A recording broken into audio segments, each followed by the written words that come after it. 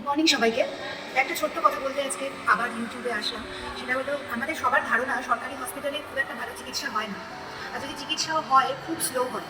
But এই কথাটা মানে আমি নিজেও আগে ভাবতাম, কিন্তু সরকারি হসপিটালে কাজ করতে এসে আমি একটা জিনিস বুঝতে পেরেছি যে এই কথাটা খুবই ভুল।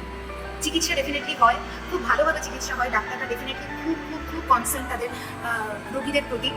কাজ কখনোই স্লো হয় না। আমি দিন রাত দেখছি সরকারি হসপিটালে ডাক্তাররা শুধু দৌড়াচ্ছে দৌড়াচ্ছে পেশেন্টের ভালোর জন্য।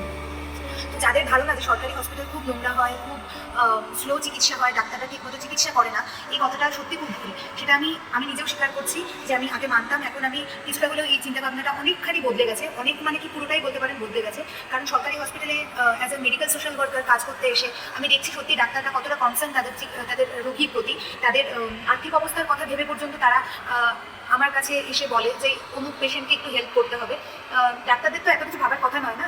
রোগীরা আসবে সরকারি হসপিটালে অনেক কম টাকায় চিকিৎসা করতে চলে যাবে, এইটুকুই তাদের দায়িত্ব। কিন্তু তারা তাদের দায়িত্বের বাইরে গিয়েও রোগীদের কথা ভেবে, তাদের কথা চিন্তা করে, তাদের আর্থিক অবস্থার কথা চিন্তা করে আমার কাছে এসে বলে যে অমুক রোগীকে একটু সাহায্য করতে হবে।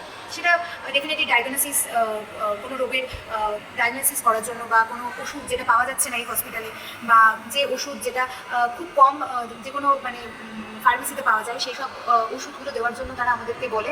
অ্যান্ড সেটাতে আমি বুঝতে পারি যে ডাক্তাররা কতটা চিন্তা করে। ইভেন ডাক্তাররা নিজেদের মধ্যেও অনেক আলোচনা করে যে কোন ওষুধ কোন রোগীকে দিলে আরও ভালো হয়ে উঠবে। এরকম কোনো ব্যাপার নেই যে আমার রোগীকে শুধু আমিই দেখবো, আমি এই ডাক্তার, আমি অন্য রোগীকে দেখবো না, অন্য ডক্টরের রোগীকে দেখবো না। তারা ডেফিনেটলি খুবই খুবই খুবই ডেডিকেটেড তাদের কাজের প্রতি। এটাই শুধু বলার ছিল। Thank you.